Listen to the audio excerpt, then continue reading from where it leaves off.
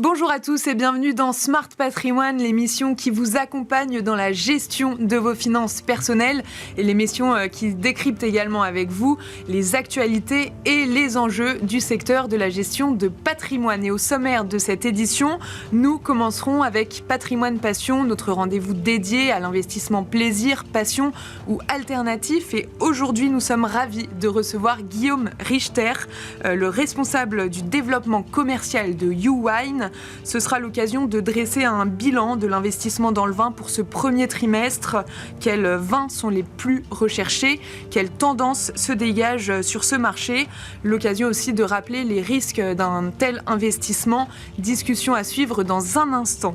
Ensuite, dans Enjeux Patrimoine, nous ferons un focus sur la situation du crédit immobilier en France sur ce premier trimestre également avec Cécile Roclor, directrice marketing et communication d'Empruntis, et avec Sylvain Lefebvre, président de Synergiec. L'occasion donc de dresser les grandes tendances du crédit immobilier. Nous en parlons dans quelques minutes sur ce plateau.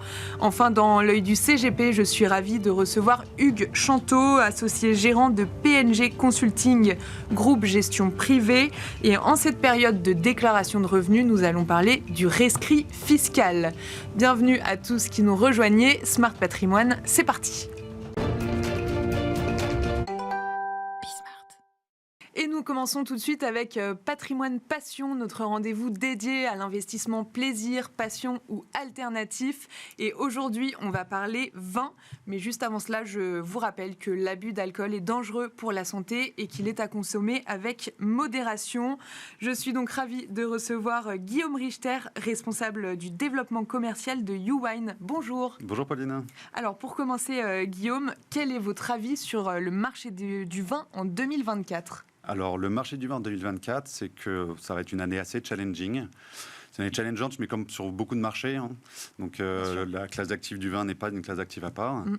En fait, aujourd'hui, le vin vit les conséquences des années Covid, des crises sanitaires. L'investissement vit les conséquences de l'augmentation des taux et différentes situations géopolitiques. D'accord. Ce qui fait que l'investissement dans le vin vit une année un peu compliquée. Mais pour rassurer un peu les personnes qui nous écoutent, le vin est un actif tangible, ce qui fait que le vin a une faible volatilité dans le temps. Et le vin est décorrélé des marchés financiers. Donc on le considère souvent comme anti-crise financière. Donc par conséquent, en fait, on aligne tout ça et on pense que c'est le bon moment d'investir dans le contraire. Donc selon vous, une année challenging, c'est le moment d'y aller? Exactement. C'est en bas des cycles qu'il faut investir. C'est pendant les périodes de crise qu'il y a des opportunités qui sont à saisir. Et donc on pense que c'est le moment, en effet. En plus, cette situation pousse la filière du vin à se réinventer en France. Et donc on pense que cette période va durer entre 2 et 3 ans. Or, l'investissement dans le vin est un investissement moyen terme, entre 7 et 8 ans.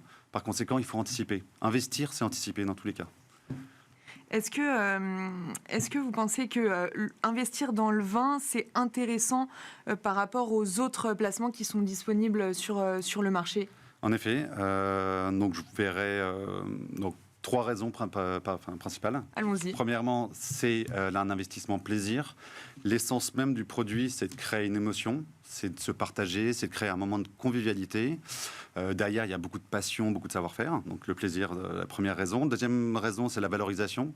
Comme je disais, c'est un produit tangible. Donc en fait, une bouteille a toujours une valeur faciale. Donc ça crée sa stabilité. Et en plus de ça, nous, chez YouWine, on capte la valorisation naturelle du vin, qui est basé sur 2 éléments, l'augmentation de la rareté et l'augmentation de la qualité dans le temps. D'accord. La rareté parce que le vin est un produit de consommation et donc les volumes d'un millésime ont tendance à baisser avec le temps, ce qui est logique. Et la qualité parce qu'on est exclusivement basé sur le marché des grands crus et ce sont des vins qui se bonifient avec le temps. Et le troisième point, ça serait la fiscalité. On n'y pense pas souvent, mais il y a aussi différents avantages fiscaux auxquels on peut avoir accès en investissement dans le vin. Donc, je peux donner peut-être 3 exemples qui seraient une réduction d'impôt sur le revenu via la loi Madelin. D'accord. On peut stocker en suspension de TVA, donc acheter hors taxe. Et le dernier point, ça serait pour les personnes qui sont un peu plus techniques sur le sujet de la fiscalité, on est éligible au 150 0BTR, c'est le réemploi d'apport-cession dans le cadre de revente de société. Est-ce que pour investir dans le vin, il faut forcément être amateur de vin? Est-ce qu'il faut forcément s'y connaître avant d'investir? C'est toujours mieux de se connaître le produit dans lequel on investit, c'est sûr. Après, est-ce que c'est une condition nécessaire et obligatoire? Non. En fait, le principal risque de l'investissement dans le vin, c'est le risque de liquidité. Ou d'illiquidité, c'est-à-dire la capacité de revendre la bouteille. Par conséquent, si vous êtes amateur et que vous consommez, vous pouvez consommer vos bouteilles qui sont non vendues. Ce qui fait qu'en fait, le risque de liquidité baisse drastiquement. En fait. Donc c'est un certain avantage. Après, que vous soyez amateur ou néophyte, c'est toujours mieux d'être accompagné par des professionnels parce que la sélection des vins d'investissement, c'est vraiment un travail à part entière. La sélection, le stockage et la revente. Donc d'être accompagné, c'est toujours mieux. Quelle plus-value on peut imaginer? Et avec les plus-values, moi j'associe toujours les risques. Ouais, bien sûr. Quelle plus-value et quel risque on peut espérer quand on investit dans le vin? Alors, les plus-values, nous, chez YouWine, on a une offre historique qui s'appelle ce qu'on appelle la cave investissement, la cave Invest, qui est en fait une offre de mandat de délégué de cave, où en fait YouWine gère la sélection des bouteilles et la revente des bouteilles. Donc ça, la performance historique, on fait 5,8% net par an. À titre de comparaison, en fait, le Livex, qui est le marché de référence du vin, fait 2% par an. D'accord. Mais quels risques, du coup, sont associés à cette performance qui est quand même assez élevée, finalement? En fait, l'avantage, comme je disais, c'est que c'est une vraie stabilité. Ouais. Le risque, c'est la non-vente. C'est pour ça qu'on a souvent un mantra chez YouWine, c'est vous vendez vos plus-values et vous consommez vos non-vendus. D'accord. Voilà, c'est ce que vous disiez juste avant. Exactement. C'est un mélange de ce risque de liquidité et de cette performance que l'on peut capter. On est sur quelques dizaines de pourcents sur plusieurs années, donc on n'est pas non plus sur des performances qui vont, à part sur une bouteille, mais bon, on ne peut pas faire tout. En ce moment, la période est particulièrement propice puisque c'est la période des primeurs. Qu'est-ce que c'est que la période des primeurs, Guillaume? C'est une bonne question. Alors, c'est l'ébullition à Bordeaux, parce que c'est spécifiquement à Bordeaux. En fait, c'est des vins qui sont mis en vente tout jeunes, 2 ans avant leur mise en bouteille. C'est-à-dire que en fait, les raisins qui ont été récoltés en septembre dernier ont été mis en vente, le vin qui a été mis en vente là en avril, entre avril et juin, alors que les mises en bouteille ne sont faites que dans 2 ans. Ça veut dire que là, ils sont dans les fûts? Exactement, ils sont en élevage. D'accord. Et donc, en fait, ça crée une avance de trésorerie pour les châteaux, parce que, en fait, avant que le vin soit livrable. Donc, en fait, on achète du vin aujourd'hui qu'on ne récupère que dans 2 ans. Comme ça crée une avance de trésorerie, les châteaux font profiter de décotes sur les prix par rapport aux prix qui sortiront dans 2 ans. Pour finir, parce que le temps est passé vite, est-ce que vous auriez quelques coups de cœur de l'année 2023 à nous partager en termes de vin? Alors, c'est assez hétérogène cette année sur les vins rouges, donc on y va propriété par propriété. D'accord. Mais si je peux quelques exemples, on a Calon-Ségur à Saint-Estèphe, Lynch-Moussas à Pauillac, Jean-Fort à Saint-Émilion. Le prix d'entrée, est-ce que vous avez en tête le prix d'entrée sur... Ça va de 30 € à 400, 500 € une bouteille, donc il y en a pour tous les goûts. D'accord. Merci beaucoup Guillaume Richter, vous êtes responsable commercial chez YouWine. Merci d'avoir répondu à toutes ces questions et quant à nous, on se retrouve tout de suite dans Enjeu Patrimoine.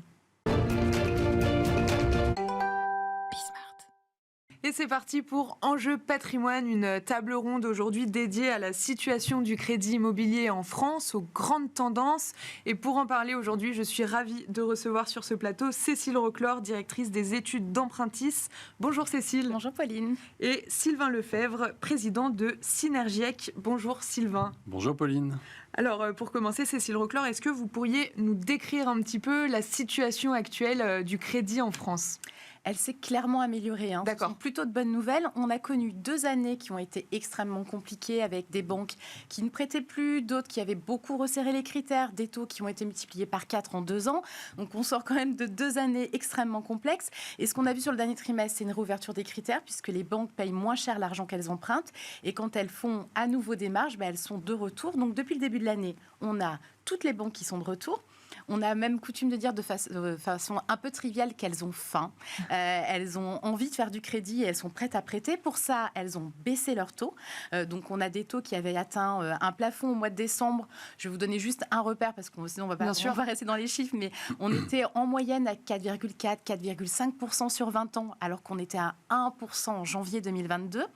Et là, depuis janvier, tous les mois, on a des petites baisses. Alors, il y avait plus de baisses en janvier qu'en février. On voit que le mouvement mouvements s'apaisent, on calme le jeu.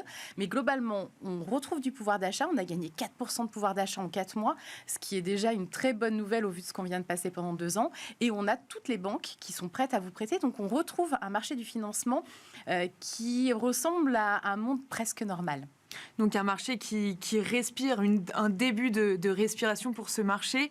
Est-ce que vous êtes d'accord avec ces constatations, Sylvain Lefebvre ? Alors je suis d'accord, parce que ça fait 30 ans que nous sommes dans le pré-immobilier, enfin pour ma part, évidemment, et donc on a un peu de recul, on voit les années, on voit les crises qui se sont succédées depuis les années post-90 jusqu'à ce jour, sans faire trop historique dans l'émission. Mais en tout cas, ça donne du recul et ça donne un peu de sagesse pour se dire qu'effectivement, il y a régulièrement des crises. Celle-ci est quand même sacrément différente parce que les raisons sont différentes, évidemment, et puisent leur origine dans d'autres choses. Et puis, sont arrivées dans cette crise la guerre de l'Ukraine qui n'a pas aidé sur le coût des matériaux. Et puis, toute la partie énergie, puisque je suis là pour en parler, n'est-ce pas ? Toute cette partie de valeur des biens qui intrinsèquement, pour lesquels on est obligé aujourd'hui d'intégrer soit un DPE, une valeur de DPE, etc. Et là où il y a encore 2 ou 3 ans, tout le monde s'intéressait peu, même si les banques, et je pense que vous en direz sûrement un mot là-dessus, les banques commençaient à s'intéresser, à exiger une certaine quantité d'informations pour se dire quelle est la valeur du bien, mais sans aller plus loin. Aujourd'hui, le monde a changé, et pas que. Donc oui, je trouve quand même, si vous me permettez un avis personnel, que c'est la première fois qu'on a un tel consensus contre les décisions politiques prises actuellement. Ah oui. De l'ensemble des filières, promoteurs, constructeurs de maisons individuelles, courtiers bien sûr évidemment, et pas que, députés, enfin voilà, il n'y a pas banque, il n'y a pas un qui suit. Je n'ai pas entendu depuis 1 an, voire 2 ans, un seul organisme ou une seule fédération française, quelle que soit la filière qu'elle représente, dire c'est super la politique et la posture du gouvernement et de la Banque de France évidemment. Sylvain Lefebvre, vous avez rapidement évoqué la rénovation énergétique, le DPE, etc. Synergiec aide les acheteurs à augmenter la valeur de leurs biens immobiliers en aidant sur la dimension de transition énergétique, c'est bien ça ? Oui, l'idée c'est de dire que les lois sont passées. Aujourd'hui, un DPE est obligatoire. Et il y a 2 ans, lorsque vous faisiez un micro-trottoir en interrogeant les candidats à l'achat et en leur disant « Écoutez, vous avez un DPE F ou G », je vous rappelle que c'est les plus mauvaises lettres. Est-ce que c'est grave ? Bien non. Mais c'était pas grave dans un monde où le coût d'énergie était stable également. Là, vous avez eu plusieurs facteurs. Vous avez eu le côté obligatoire. Or, on sait que les Français sont attachés à être propriétaires et à avoir la valeur de leurs biens. Comment voulez-vous aujourd'hui qu'à un Français, on lui dise la valeur de votre bien, aujourd'hui votre maison, votre résidence principale, pour laquelle vous avez bossé un tiers de votre vie, un tiers de vos revenus pour vous la payer, aujourd'hui, ça ne vaut plus rien parce que vous êtes en G. En G+, encore pire. Et que demain, vous allez transmettre à vos enfants globalement rien. Et vous allez... Alors, si vous restez dedans... C'est pas si grave que ça, sauf que le coût de l'énergie fait que malgré tout, ça reste grave. Donc en fait, alors on s'était préparé. On savait depuis 2-3 ans que les DPE étaient là et que la loi allait à un moment donné passer. Mais vous savez ce que c'est. Tant qu'elle n'est pas passée, on fait sans. Et là, maintenant, il faut faire avec. Cécile Reclor, est-ce que vous êtes d'accord avec ces constatations ? Et qu'est-ce que vous constatez justement depuis que les DPE sont obligatoires ? Alors, il y a plusieurs effets, parce que malheureusement, quand vous contraignez de futurs propriétaires ou des propriétaires à rénover leur logement, il faut qu'ils aient les moyens financiers de le faire. Et on l'a vu, les critères du financement étaient compliqués depuis 2 ans, donc accéder au crédit pour rénover, c'était quand même compliqué. Et puis, on a des lois qui évoluent beaucoup. Le DPE a évolué 3 fois, si je ne m'abuse. Ça complique la donne. Quand vous achetez pour la première fois, et c'est le cas d'une grande partie des acheteurs et de ceux qui se financent, puisque les primo-accédants constituent 80% du marché, en fait, acheter un bien que vous allez devoir rénover en restant en location, en trouvant le bon entrepreneur, ça complique énormément la donne. Il y a beaucoup de freins. Et puis, Sylvain le disait, le coût des matériaux a explosé. Donc, en fait, tout ça, ça a rendu l'exercice difficile. Pour autant, c'est vrai, vous en parliez, les banques regardent les DPE et ça fait un moment qu'elles les regardent.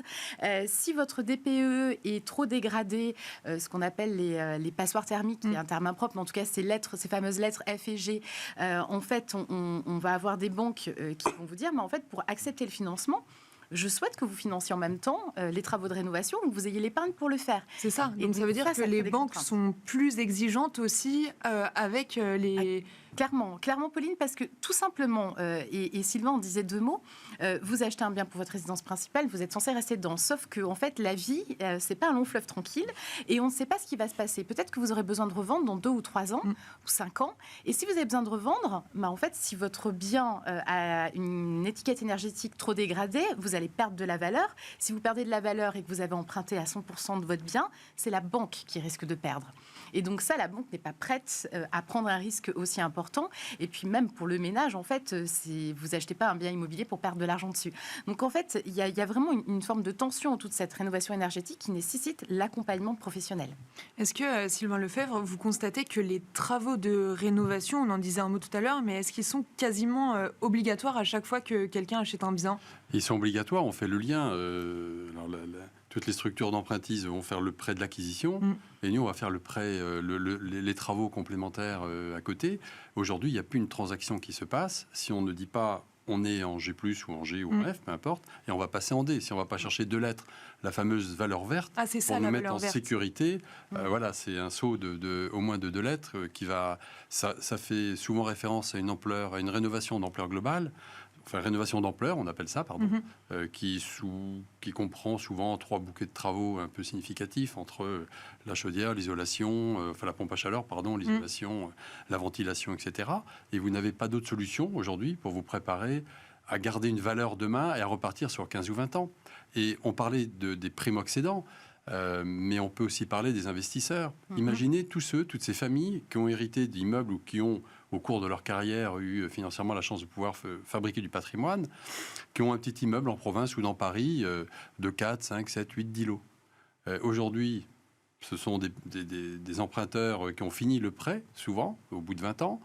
Ils se retrouvent à la tête d'un patrimoine qu'ils ne peuvent plus louer. Ah bah oui. Globalement, parce qu'on se retrouve en G+, ou en G, puis en F.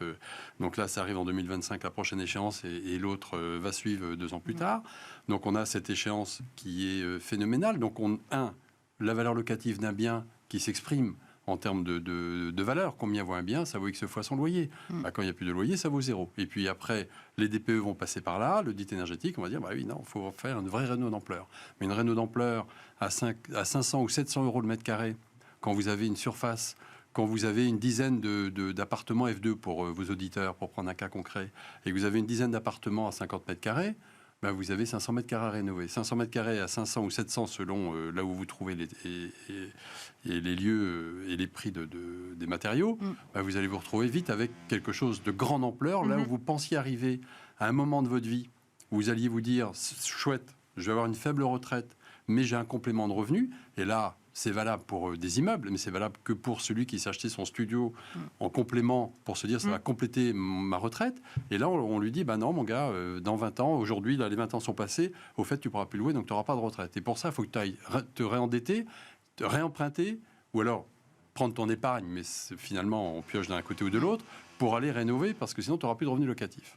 Vous êtes d'accord, Cécile Anclor, pour les investisseurs ? Complètement. Alors déjà qu'ils ont souffert de l'accès au financement à cause du Haut Conseil de stabilité financière qui a bordé les règles et qui les a contraints dans l'accès au financement, effectivement, ce sont ceux qui payent le prix le plus fort aujourd'hui parce qu'en fait, avoir un bien, en général, vous avez un crédit en face parce que Sylvain évoque des profils un peu haut de gamme le cas du studio est effectivement le cas quand même le plus fréquent. Les investisseurs, les bailleurs privés, en général, 1,6 biens. Donc on n'est pas sur des gros propriétaires. Ils ont un crédit en cours, ils ont besoin du loyer pour le rembourser et aller chercher une capacité d'emprunt supplémentaire, c'est les empêcher de louer, mais c'est aussi les empêcher de vendre parce que si vous vendez, vous avez de la moins-value.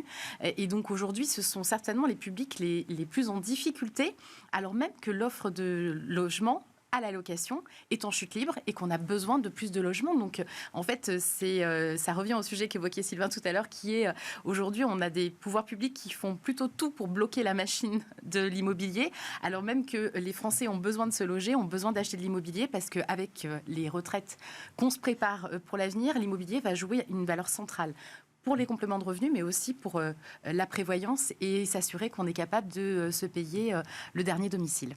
Mais vous disiez que, donc, si on reprend l'exemple du studio, pour que ça parle vraiment à tout le monde, vous disiez que donc, les gens, généralement, empruntent de l'argent, ils achètent, ils veulent mettre en loc, mais du coup, après, est-ce qu'ils sont... donc, les banques, elles prêtent plus, certes, mais est-ce que les banques vont reprêter à quelqu'un qui a déjà emprunté pour faire des travaux de rénovation, Cécile? Alors, vous allez trouver des solutions de financement en fonction de votre situation. Vous allez aller chercher, et du montant, hein, on parlait des monogestes ou d'une rénovation globale, évidemment, en fonction de ce que vous avez à faire. Et puis, le sujet des copropriétés, Sylvain le maîtrise beaucoup mieux que moi, mais ça reste un sujet complexe pour mener des travaux, pour faire passer des lettres. Mais vous allez pouvoir accéder soit du crédit à la consommation, soit du regroupement de crédits, si toutefois vous avez déjà des crédits en cours. Oui, ça a un prix, Pauline.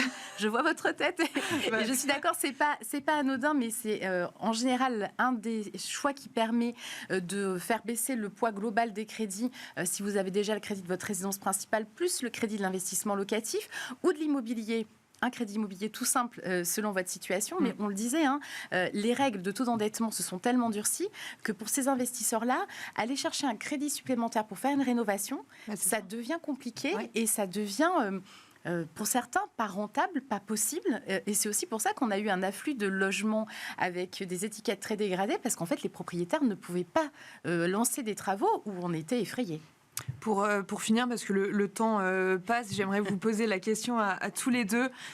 Quels sont, selon vous, Sylvain, pour commencer, les enjeux, les perspectives pour le deuxième trimestre 2024 ? Les enjeux, c'est de donner de la visibilité. On le martèle depuis de nombreuses années, mais notre filière, notre silo d'activité, nos silos d'activité, notre filière globale ne peut pas être une variable d'ajustement d'une politique de l'État, quel qu'il soit. Donc on souhaite déjà une politique de long terme, de la visibilité. Regardez, Cécile l'a très bien dit sur les DPE qui ont changé 2-3 fois. On parle d'un copropriétaire dans un immeuble, il ne sait pas s'il doit faire, s'il peut faire, où il doit s'adresser. C'est la première fois que l'État met autant d'argent, plus de 4 milliards, dans la rénovation énergétique, avec finalement le constat que personne ne sait trop où s'adresser, comment. Alors ça va un peu mieux, mais il y a un travail long. On est là pour aider, pour accompagner tout ça, mais comme le monde du courtage dans lequel je travaillais hier et dans lequel aujourd'hui Cécile, mais c'est donner de la visibilité d'abord, rassurer, et effectivement avoir une politique de taux la plus stable possible. Qu'elle soit un peu à la hausse ou un peu à la baisse, c'est pas forcément grave, mais c'est les variations, les variables d'ajustement, c'est plus possible de travailler comme ça, y compris sur la fiscalité. Donc c'est avant tout de la visibilité et qu'il y ait une sorte de pacte interpolitique de dire voilà, pour les 5 ans ou les 10 ans qui viennent, la politique générale, elle sera orientée comme ça, pour les investisseurs, pour le neuf, pour les permis de construire, enfin pour l'ensemble de la filière. Et je crois que Cécile a bien rappelé.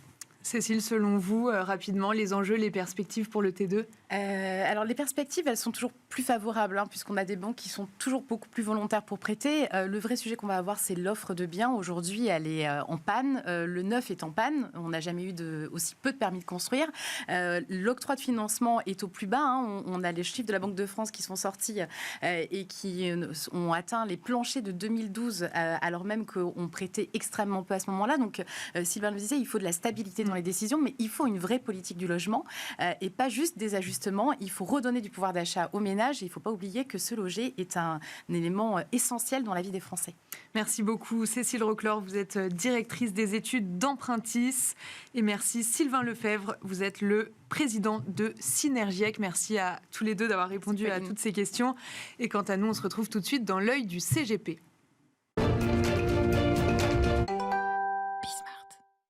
Et c'est parti pour l'œil du CGP. En cette période de déclaration de revenus, nous sommes ravis de recevoir Hugues Chanteau, associé gérant chez PNG Consulting Group, qui va nous parler du rescrit fiscal.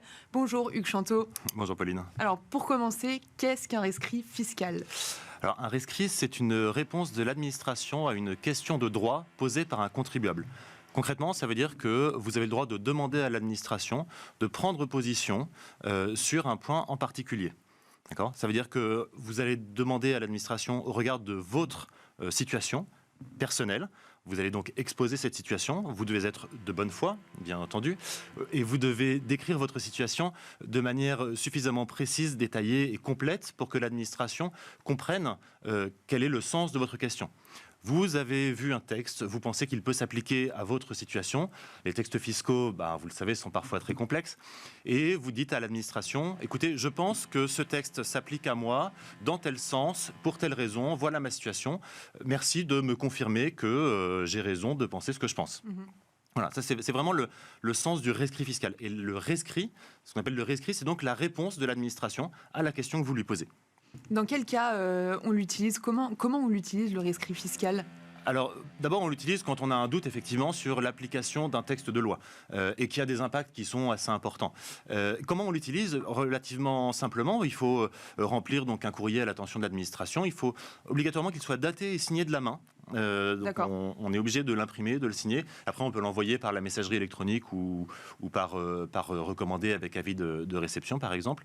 Et on l'utilise vraiment quand on veut que l'administration prenne une position ferme. Une position ferme, ça veut dire que l'administration fiscale ne pourra pas venir vous redresser, par exemple, par la suite. Si vous estimez, je ne sais pas, que vous êtes non résident fiscal, parce que vous n'avez pas d'établissement stable en France ou pour une raison XY que vous dites à l'administration fiscale, au regard de ce texte, voici ma situation, j'estime que je ne suis pas résident fiscal, est-ce que vous me confirmez que je ne suis pas résident fiscal?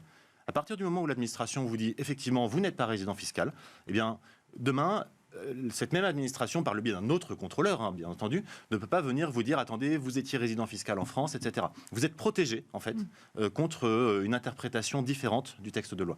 Donc ça vous sert à avoir une certitude sur une situation de fait. Quelles précautions faut-il prendre quand on fait un rescrit fiscal ? Alors, les précautions, c'est d'abord d'être sûr que la situation que l'on décrit est complète. C'est-à-dire qu'on a vraiment établi l'ensemble du périmètre qui va rentrer en compte pour que le contrôleur des impôts qui va étudier votre demande soit à même de se prononcer. Parce que le risque, c'est que vous n'ayez pas bien rédigé votre rescrit, que vous ayez une réponse de l'administration fiscale, et puis si après vous avez un contrôle, le contrôleur vous dit oui, vous avez un rescrit, mais vous avez oublié de déclarer ça quand vous avez fait votre demande, donc vous êtes gentil, mais votre rescrit, j'en ai rien à faire. Vous voyez ? D'accord. Et comment ça se passe du coup en cas de désaccord? Si jamais vous faites état d'une situation, l'administration fiscale répond que non, ça marche pas pour vous, et que vous maintenez que si, ça marche pour moi. Ouais. Comment ça se passe? Effectivement, d'abord, il y a trois cas, on va dire. Le premier cas, c'est l'administration vous répond favorablement. Oui. Très bien, merci monsieur le contrôleur des finances publiques, au revoir. Deuxième cas, c'est vous n'avez pas de réponse. Et en fait, il faut savoir que le rescrit dont on parle, c'est ce qu'on appelle un rescrit général, qui concerne notamment les contribuables. L'absence de réponse sous 3 mois vaut tacite désaccord. Ah, ouais. D'accord. Voilà. Donc si vous n'avez pas de réponse dans les 3 mois, voilà, il va falloir voir ce qu'on fait par la suite. Et si vous avez un désaccord, effectivement, comme si vous n'avez pas d'accord, vous pouvez demander une réévaluation de votre rescrit, à condition qu'il n'y ait pas d'éléments nouveaux, bien entendu. Et dans ce cas-là, cette demande va être étudiée par un collège de 6 inspecteurs qui n'ont pas pris part à la première décision, etc. Vous avez 2 mois à compter de la non-réponse au bout de 3 mois ou à compter de la réponse négative pour formuler une nouvelle demande. Et là encore, l'administration fiscale dispose d'un délai de 3 mois pour se prononcer. Voilà, donc le délai de retour, c'est vraiment 3 mois. Ouais, et alors croyez-moi, j'en fais pas beaucoup, mais il m'arrive d'en faire pour mes clients. Et croyez-moi, on est facilement à 3 mois. Ouais, enfin, voilà, l'administration fiscale n'est pas forcément très prompte à se prononcer, sachant que voilà, on pose ces questions quand on a vraiment besoin d'avoir des certitudes. On peut accepter la réponse quand elle est en désaccord avec ce que l'on pense, ou être content d'une réponse positive, mais au moins on veut savoir dans quel terrain de jeu on évolue et avec quelles règles du jeu on évolue. Sachant que, si je peux me permettre aussi, voilà, une réponse négative n'engage que l'administration fiscale à ne pas être d'accord avec vous à cet instant T. Néanmoins, on est sur une règle qui est généralement complexe, raison pour laquelle vous avez posé la question. On n'est pas obligé de suivre la réponse de l'administration fiscale. Si on décide de se dire, si, j'y vais quand même, on prend le risque, certes, d'un contrôle, peut-être de pénalité et de majoration 40% pour manquement délibéré, encore que, voilà, puisque la règle est souvent complexe, devant un juge, ça peut aussi se juger différemment. Merci beaucoup, Hugues Chanteau, d'être venu détailler le rescrit fiscal dans le cadre de cette période de déclaration de revenus. Je rappelle que vous êtes associé gérant au sein de PNG Consulting Group. Et merci à vous de nous avoir suivis. Et on se retrouve très vite pour un nouveau numéro de Smart Patrimoine sur Bismart. À bientôt.